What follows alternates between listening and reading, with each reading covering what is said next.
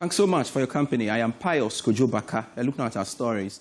Growing dissatisfaction greets government's increase in the producer price of cocoa from cocoa farmers effective August 7. Now, government today approved the significant increase in the producer price of cocoa from 49,600 cedis per tonne to 51,660 cedis per tonne.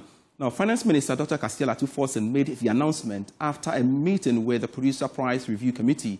He explained that the renewed price represents 62.58% increase in US dollar terms and aligns with President John Mahama's pledge to ensure cocoa farmers receive 70% of the free on board initiative. More in this report.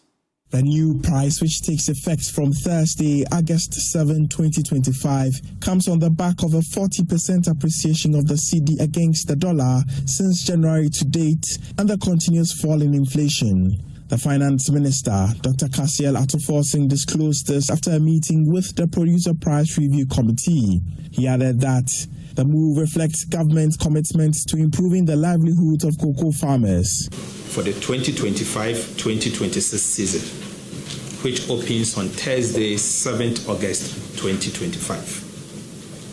Subsequently, government is pleased to announce an increase in the producer price of cocoa from $3,100 per ton to $5,040 per ton.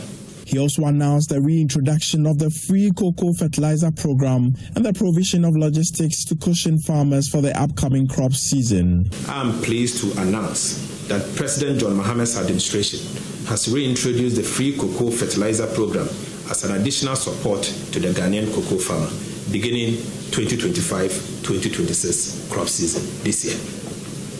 Beginning this crop year, President Mahama's administration will supply the following for you for free. Free cocoa fertilizer, both liquid and granular. Free insecticides, free spraying machines, free fungicides, and free flower inducers to the cocoa farmer.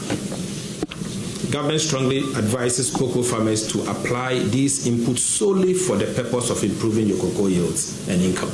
Please don't smuggle them. At the press conference, it was revealed that Cocoa Board will roll out the Ghana Cocoa Traceability System, expected to track cocoa produced in the country from the farm gate to the port. The system will enable Ghana to supply cocoa that is deforestation-free, child labor-free, and compliant with EU regulations. From the Finance Ministry, Isaac Atasenyako. But responding to the announcement, President of the concerned Cocoa Farmers Association, Farmer General Nana Obuade Boateng-Bonsu II, expressed dissatisfaction with the increase, saying it is minimal. It is well shocking, and then it is well, I call it a disgrace on the side of Member of Parliament, and then with the side of appointees and the civil servant working with Cocoa Board.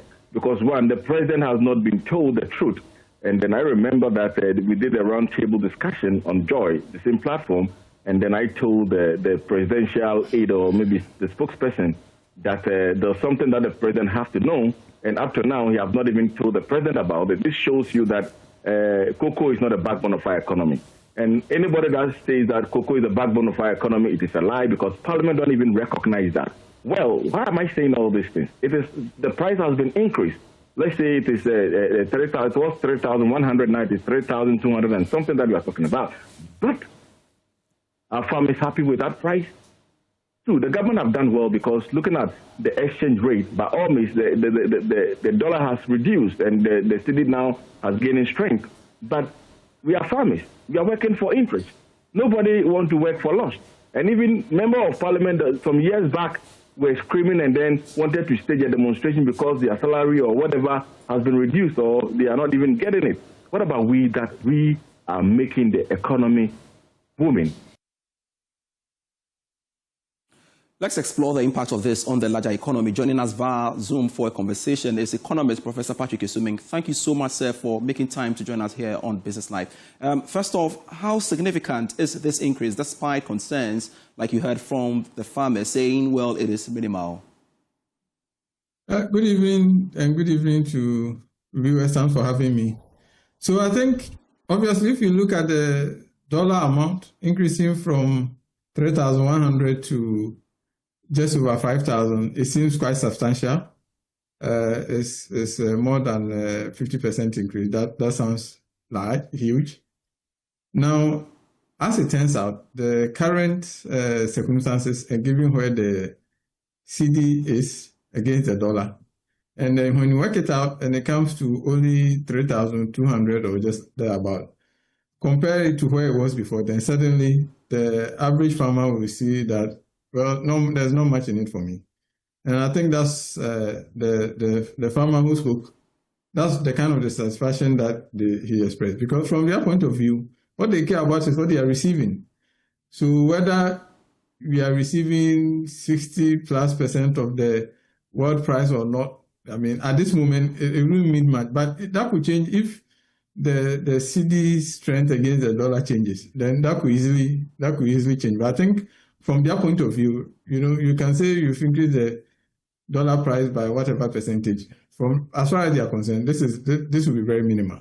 And are you also concerned about why government is quoting the price in dollar compared to what the number has been over the period? I mean, if I'm being cynical, I would say if they say they've increased the Cedi price from 3,100 to 3,200, that sounds like nothing. So from that point of view, no, you don't want to. You want to put your best foot forward and say, well, in dollar terms, we've increased it substantially. So politics coming to play now. Sorry? I'm saying politics is being played here. Yeah, well, of course, because I think, but it's not just the politics. Remember that they have communicated to the IMF also that they are going to keep the producer price in the 60 to 70% range of the market, the world market price. So when they quote it like this, and you quote the percentage, and obviously you know that they are keeping within that range. So I think from that point of view, you see why it's being quoted in dollars. I see. Let's make progress. Some have argued that this increase will, if care is not taken really, might increase smuggling. That is, if Ivory Coast increases their price. And I know what you make of that, but realistically, how can we guard against that? Well, I think as long as there's a price differential, the incentive is always there. If the Ivorians announce a price and there's a substantial difference, then the incentive to smuggle will even increase. The question is whether we are going to be able to keep a tighten our borders to prevent the smuggling. So the incentive will be there. If there's a price difference, the incentives will be there. The question is, can we prevent it? And it appears that when it comes to that, the farmers and those on the border, they seem to be ahead of the state in terms of keeping the borders or preventing people from smuggling. But if they announce and there's a price differential, trust me, the incentive to smuggle will be much stronger. Which we want to fight. How can we guard against that? Well, I think, it's a difficult situation. I think at the end of the day, the primary reason why we are where we are is the Cedi exchange rate. And, I think if farmers saw that, look, conditions have improved, and don't forget that the finance minister also announced some other measures, including providing fertilizer and spraying equipment and other things. So it comes down to how the farmers see this. If the farmers perceive that the government has done its part and is committed enough, perhaps they will look at that element. But at the end of the day, from the bottom line is how much am I getting versus how much could I be getting elsewhere. So I think if the economy is seen to be working and if their contribution, the person who spoke was very clear about the value that the cocoa is contributing. So in some sense, perhaps there could be some other non-financial things that the government can do for the cocoa farmers to say, look, yes, we probably didn't get as much Cedi increase, but we are getting other things that are also helping ease our condition. Maybe if you look at that, then maybe they might decide that, let's be more patriotic and try not to smuggle. But at the end of the day, the government should also be able to, we have to be able to strengthen our borders, either way, whether it is cocoa or not. So many things get smuggled. So on that score, we have to strengthen what happens on our borders and to prevent, to minimize the smuggling. Professor Patrick Esuming, thank you so much for making time to speak to us here on Business Live. I'm truly grateful speaking to us. Now, let's shift focus to one of our leading stories we have for you. Governor of the Bank of Ghana, Dr. Johnson Isiama, has assured that it has adequate dollars to meet demand. The governor gave this assurance when he and top officials of the central bank engaged the Economy and Development Committee of Parliament today. Here's Governor Isiama speaking to journalists after the meeting. The reports of shortage in forex, were you able to address those to the satisfaction of the MPs? Yes, we did. I'm sure the committee will speak to you about the deliberations. You know, our mandate is actually given us by Parliament. The law that we operate with is an act of Parliament. So it's good for us to interact with Parliament, we share ideas, and see how to, do our work better. So it's been a very useful interaction with them. No, it's a requirement under our law. Every half year, we are required to brief, Parliament. And so that's exactly what we have done. It's not a bother at all. Okay, so let's engage the ranking on the Economic Development Committee, Kojo Nkrumah. He's joined us via Zoom. Kojo, thank you so much for joining us here on Business Live. And even before we touch on the subject matter, as the ranking member on the Economic Development Committee, what's your view on the increase in the producer price increase of cocoa from 49,600 cedis per ton to 51,660 cedis per ton? So thank you. Good evening to your viewers, and thank you for the opportunity. I think we should be careful not to repeat the propaganda lines of the government, because often when the government wants to hide something, they mask it with some propaganda lines. You notice that for the first time, they are quoting the price increase in dollars. Why? Because they want to hide the real increase. The real increase is 4%. It's moved from about 3,100 Ghana cedis per bag to 3,228 cedis per bag. That is the truth. That is what the farmers are going to see whenever one of the purchasing clerks shows up to buy a bag of cocoa. And the farmers are going to be comparing that to the historical records. Last year, there was an increase of about 124% in the farm gate price per bag. The year before, an increase of about 72%. The year before, about 21%. The year before, about 28%. So if after making all these lofty promises and putting out a framework, you remember the NDC in opposition put out a framework that farmers were supposed to get about 70% of the peak price. If after putting out all that framework, today you come to power, you are not using that framework, you are not even using your own exchange rates, this is a scam on the farmers of this country. And I think nobody should fall for the propaganda lines that want to mask it. Right. In any case, why are we quoting it in dollars? Remember, a few days ago, the finance minister told Parliament that the president had instructed that contracts in Ghana should not be quoted in dollars. What has happened all of a sudden that a few days down the line, he's now quoting cocoa price increases, which are bought and sold by cocoa farmers here in Ghana in dollars. Are people beginning to see the hypocrisy now? So I think it's clear that this government has just scammed cocoa farmers. They told us that 70% of the FOB price is what is required. Today, if you work it, that should be about $8,040. And on that $8,040, it comes to about $502 per bag. And if you use the exchange rate that is currently prevailing, you should be doing about 5,100 cedis per bag.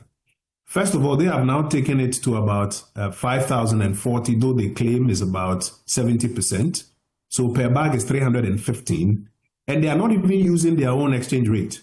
Today's exchange rate is about 10.5. They are using 10.25, shortchanging the Ghanaian farmer. Well, let's make progress. It's a difference of about 128 Ghana cedis. So I conclude by saying that the Ghanaian farmer has been scammed. And as was mentioned some time ago, the real colors of the umbrella are beginning to show. All right, let's make progress, Kojo. And now, to our substantive matter, you had an engagement with the governor and, of course, officials at the central bank. Are you satisfied with the assurance given from the governor when it comes to dollar supply and issues about shortage? I don't think anybody can be satisfied with the assurances given. The governor and his team, first of all, I commend them for appearing before Parliament and before our committee to, provide the full breadth of data sets and information available to them. I think first they admitted that they cannot oppose the IMF's claim that in the first quarter of the year they supported the market with about $1.4 billion. And I put it to them that by half year they had done more than $2 billion injection into the market to support the cedi. They cannot deny that level of significant injection. They, however, say that because of the improved external sector, they expect that there will be a lot more dollars available to the commercial banks, either through their operations here in Ghana, which you will see in their net operation positions at the end of every day, or through the balances on their nostro accounts. However, they have had to come in to intervene. The official number from the IMF is about 1.4 billion. We are projecting that they've done more than 2 billion by at the end of June. This is even conservative estimates. The governor and the team concede that what they have to do is to examine the net operating positions of the banks here in Ghana and their nostro accounts to see if indeed there are dollars available, so there's enough supply that is being hoarded by the banks. Or if indeed, as the traders are saying, there's a shortage. Because the traders are telling us that they file all their paperwork, but they don't get the dollars. And that's why we keep saying that Governor Siama will have the rates, but the Abuchi will have the dollar at the end of the day. Now, the traders are saying they don't get the dollars because the dollar is short. The central bank is saying that they believe the dollar is not short, yet they acknowledge that they've had to intervene by, a little north of $2 billion. And so he's asked for some time that the data will come in, they can examine that data, and they'll know what the real situation is. Based on that, I don't think anybody can quickly wash away and go home with assurances. All right, that's we have to wait data and then we can see. All right, let's talk about the cedi. What did he have to say about the sustainability of the cedi, and what were some of the reasons he is given so far, and whether we can achieve that stability we are looking at?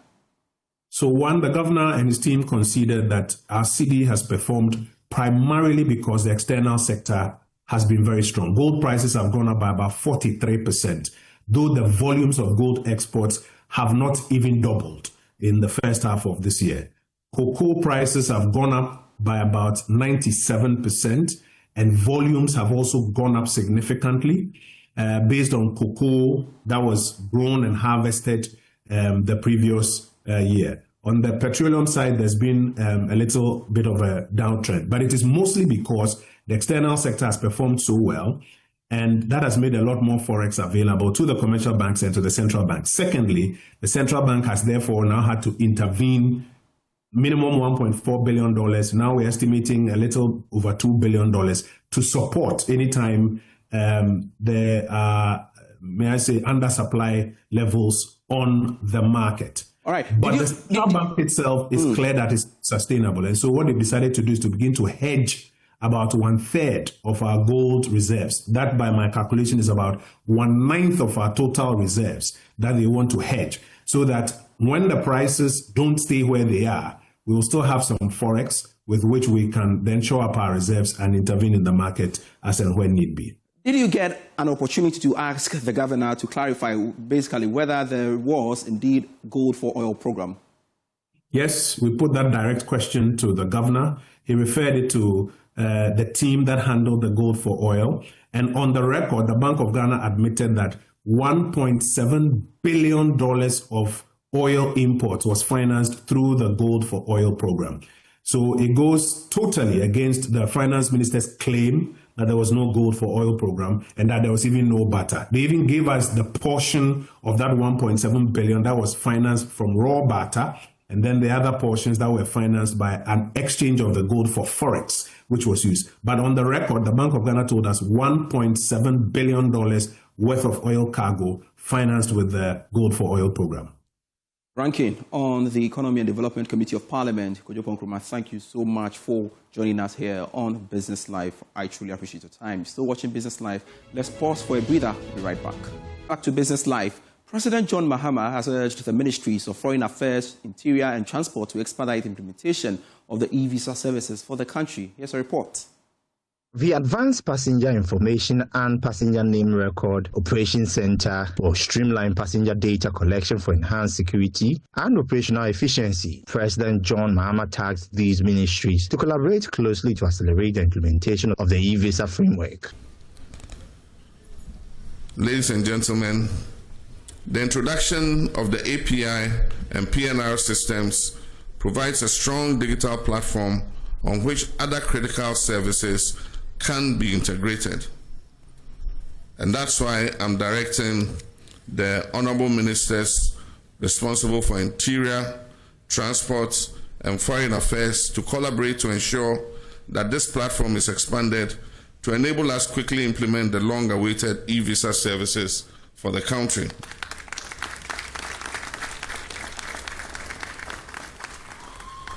I'm charging them to extend this system to cover both the sea and land border posts, integration with our e-gate systems, and the adoption of the capabilities to extend to perform the advanced cargo information system, also for the benefits of our customs.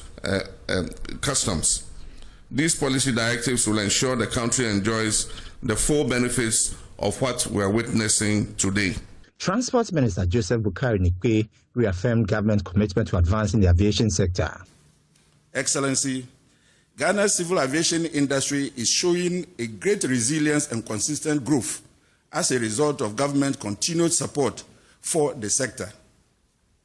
As much as government work to create a vibrant, safe and secure aviation industry, it also behoves on us to work hard to complement the efforts by government. And in this case, Acting Director General and staff and management, we want to charge you to ensure that you put these facilities to good use, and that will. That's our package by way of Business Life. I am Pius Kojo Baka, always a delight serving you.